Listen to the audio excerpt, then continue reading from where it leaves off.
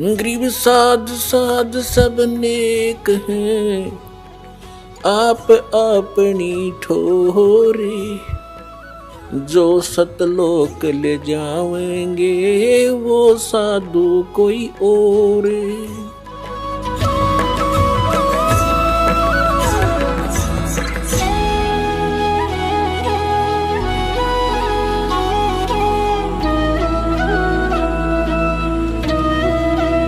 परम पिता परमात्मा पूर्ण ब्रह्म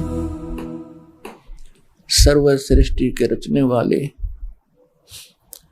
कबीर परमेश्वर जी की असीम रजा से आप सभी पुण्यात्माएं परमात्मा की महिमा सुनने के लिए उपस्थित हुए।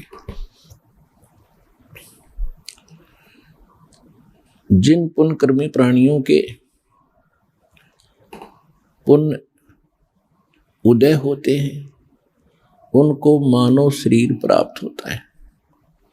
जितने भी वर्तमान के अंदर मानव शरीर प्राप्त स्त्री या पुरुष प्राणी हैं, ये सभी परमात्मा पाने योग्य नंबर प्राप्त हैं। इनके इतने पुण्य हैं, इनको परमात्मा पाने वाली उस यूनिवर्सिटी के अंदर विश्वविद्यालय में प्रवेश प्राप्त हो चुका है। इसलिए इनकी पोशाक भिन्न है, इनका बॉडी अलग है अन्य प्राणियों से। जैसे बच्चे विद्यालय में जाते हैं उनकी पोशाक उन बच्चों से भिन्न होती है जो गांव में खेल कूद मचाते हैं, तो अन्य जो प्राणी हैं मानव शरीर को छोड़कर वो विद्यालय उनको प्राप्त नहीं है, उनका प्रवेश नहीं है। और जिनको मानव शरीर प्राप्त हो गया वो विद्यार्थी हैं। और विद्यार्थी का क्या कर्तव्य होता है? विद्यार्थी का कर्तव्य होता है कि वो टीचर से विद्या ग्रहण करे और डिग्री प्राप्त करे और फिर उस विद्या से जो प्राप्त होने वाले सुख लाभ हैं उसको फील्ड में जाकर अपने अक्षेत्र में जाकर के उनको आनंद मनावे। और जो विद्यार्थी विद्या काल में सैटरडे पीरियड में सिनेमा देखता है, शराब पीता है, डांस करता है, आवारा घूमता है, विद्या ग्रहण नहीं करता, तो वो विद्यार्थी अपने उद्देश्य से भटका हुआ है। और फिर वो आगे चल के कितनी हानि उठाता है उसका वो समय विद्या का समाप्त हो जाता है। वो फिर क्या करता है? मजदूरी करता है। एक समय एक मजदूर किसी सड़क के ऊपर रोड के ऊपर मजदूरी कर रहा था, मिट्टी ढो रहा था। और उसी रोड के ऊपर एक एग्जीक्यूटिव इंजीनियर उसी महकमे का B&R का गाड़ी में बैठकर इंस्पेक्शन करने के लिए उसी रोड पर आया और सभी अधिकारी कर्मचारी उसके सामने प्रणाम करके खड़े और सभी वो इंस्पेक्शन दे रहा था। फिर वो चला जाता है तब वो एक मजदूर जो वह मजदूरी कर रहा था वो फिर कह रहा था कि ये एक्शन मेरा क्लास फेलो था, ये मेरा सहपाठी था, मेरे कर्म फूट गए, मेरे भाग फूट गए, मैं पढ़ा नहीं। मेरे बच्चे यहाँ मिट्टी में लेटे हुए हैं, मेरे साथ ही वृक्ष के नीचे रेत में खेल रहे हैं और ये कार में चलता है, कोठी में पंखे और कूलर लगे हैं, इसके बच्चे अच्छी स्थिति में रह रहे हैं। तो यहां परमात्मा आपको याद दिलाते हैं कि जिस समय आप संसार छोड़कर जाओगे आपकी विद्या का समय पूरा हो गया विद्यालय का। जो विद्यार्थी अच्छी शिक्षा ग्रहण करके सिलेबस के अनुसार टीचर की इंस्ट्रक्शन अनुसार सभी होमवर्क एंड क्लास वर्क करके अच्छे नंबरों से यानी पास होकर के सफल हुआ, तो उसको उस शिक्षा का पूर्ण लाभ प्राप्त हुआ और वो फिर उस फील्ड में आनंद मना रहा है। अर्थात आध्यात्मिक जो गुरु होते हैं वो टीचर होते हैं, और टीचर वही होता जो सिलेबस अनुसार शिक्षा देता है, टीचिंग करता है। सिलेबस कौन है? हमारे सदग्रंथ हैं। सदग्रंथ कौन से हैं? पवित्र श्रीमद् भगवत गीता, पवित्र चारों वेद और पवित्र सूक्ष्म वेद, तत्व वेद, जो परमात्मा स्वयं आकर के ज्ञान देते हैं अपने मुख कमल से। ये हमारे भक्ति के सिलेबस है। इसके सहयोगी शास्त्र हैं पवित्र कुरान, पवित्र पुराण और पवित्र बाइबल, और पवित्र गुरु ग्रंथ साहिब भी हमारी जो मेला पहला की वाणी है और कबीर साहिब की उसमें जो वाणी है वो हमारा सिलेबस है इन श्रीमद् भगवत गीता और सर्ववेदों और सूक्ष्म वेद के तुल्य है।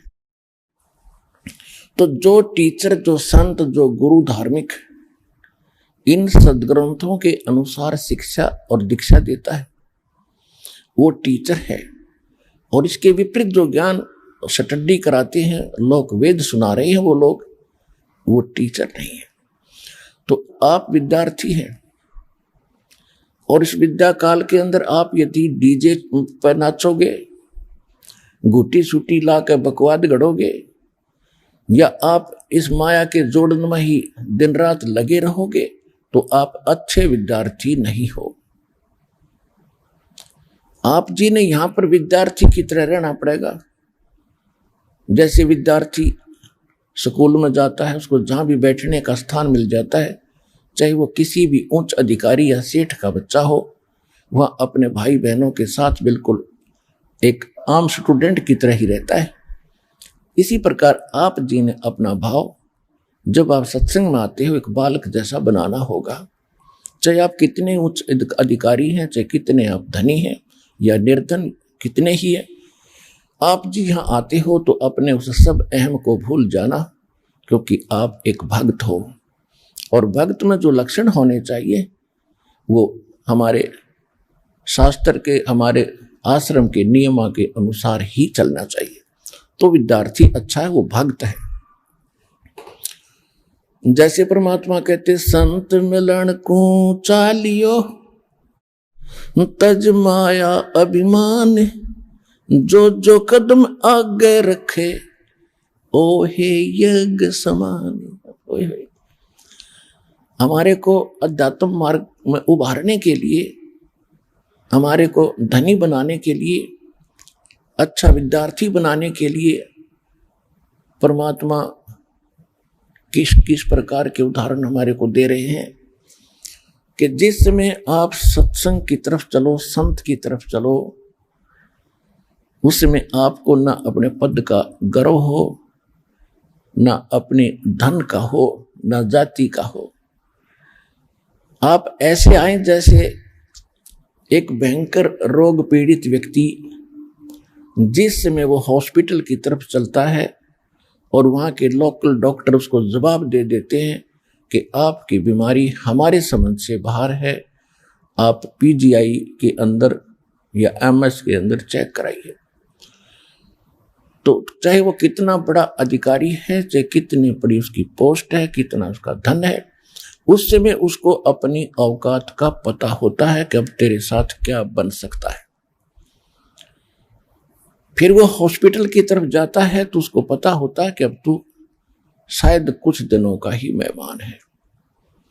उस समय चाहे वो कितना बड़ा अधिकारी हो, कितना ही पद प्राप्त हो, वो पद और अपना धनाढ्य नहीं देखता, अपना जीवन देखता है।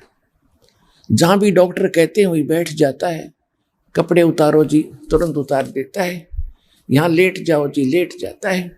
जाओ ये चेक करा के आओ, उठा कर पर्ची चल पड़ता है। तो इसी प्रकार आप जी जब यहां आते हो, आप एक भयंकर रोग से ग्रस्त हैं। वो रोग कौन सा है? जन्म और मरण का। जन्म और मृत्यु का जो दीर्घ रोग है, ये आप सभी प्राणियों को लगा हुआ है। और वो एकमात्र एमएस हॉस्पिटल इस विश्व के अंदर सतलोक आश्रम बरवाला, जिला हिसार, हरियाणा के अंदर है, और यहां वो रोग आपका कट सकता है।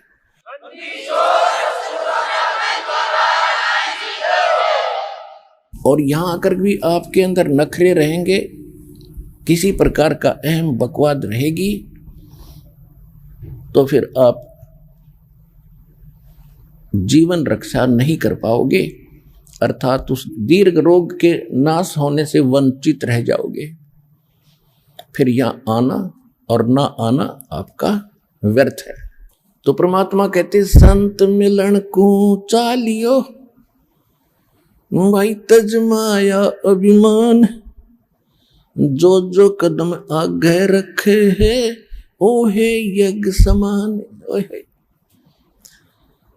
तो इस भाव से, अधीन भाव से, विनम्र होकर के, एक दास बन के देखो, परमात्मा ने स्वयं अपने आप को कबीर दास कहा। क्यों कहा? वो तो साहिब थे, हमारे लिए कहा कि आप जी ने यहाँ किसी भी प्रकार का अहम नहीं करना, अहम करोगे तो मुझे पसंद नहीं। जब हमारे परमपिता परमात्मा किस प्रकार रहे, एक धारणक रूप में, जुल्हाए रूप में, एक शूद्रों की कॉलोनी में, निर्धनों की कॉलोनी में, उसका कारण क्या है कि निर्धन और जो शूद्र कहलाते हैं उनमें एक विशेषता होती है, आधीनी होती है, क्योंकि वो हर तरह से किसी ना किसी वस्तु के भूखे रहते हैं, और जहां आवश्यकता पूरी नहीं होती वहां अधीन होना एक स्वाभाविक गुण बन जाता है। और परमात्मा ये बताना चाहते हैं कि ऊंचे कुल में भक्ति ना होए, नीचा ही कुल दीजिए। और तपिया ने तो जब तप की ना वो लोधिया नाल पतीजे। ऊंचे कुल में दुर्योधन रावण, और नीचे कुल में गणका। गणका माने एक वैश्या थी जिसको भगवान ने पार किया उसकी बुराई छुटा के। ऊंचे कुल में दुर्योधन रावण, नीचे कुल में गणका। और गणका भिलनी जब पार उतरगी तो गर्भ करियो ना धन का। परमात्मा कहते हैं कि ऊंचे कुल में भक्ति ना होए। जो आज ये मंत्री, मुख्यमंत्री, प्रधानमंत्री, IAS, IPS, जज, वकील बने बैठे हैं, जो इस ज्ञान को सुनना भी पसंद नहीं करते, क्योंकि इन नकली गुरुओं ने इस संत मत में एक हेट, एक नफरत पैदा कर दी, और सबके मन में एक धारणा बैठ गई है कि सब ये लुटेरे हैं, इन्होंने अपना धंधा खोल रखा है। तो पुण्यात्माओं, ये स्वाभाविक है। काल ये चाहता है कि इनको इतना कंडम कर दूं कि भक्ति से नफरत हो, और किसी का दोष नहीं मानता दास। जैसे आप कोई वस्तु खरीदने बाजार जाते हो, और बाजार के अंदर आप 9 नकली दुकानों पर ठगे जा चुके हो, जिसमें आप कोई कहेगा कि वो दुकान पर ओरिजिनल वस्तु मिलती है, आपका कतई विश्वास नहीं हो। तो आज काल ने ऐसी स्थिति कर दी है, नकली संत बेच गए। ये अनेकों दुकान खुला रखी है, और ये सतलोक आश्रम बरवाला के अंदर वो ओरिजिनल दुकान है उस परमपिता के सौदा करने की। अब इस पर विश्वास होना बहुत समय लगेगा, लेकिन होगा। सच्चाई तो सच्चाई है, कुछ दिन के बाद हृदय में बैठ जाएगी और सबको विश्वास होगा। ये मानना पड़ेगा कि सब संत एक जैसे नहीं होते। तो आज इनको आप जिक्र करके देखो, क्यों समय पर रोटी मिल रही है, अच्छी कार कोठी है, जी हजूर करने वाले हजारों नौकर खड़े रहते, इनको क्या जरूरत है भगवान की, खुद खुदा बन गए। सत्संग में आने से जीव को अपनी औकात का पता चलता है कि मैं कौन हूं।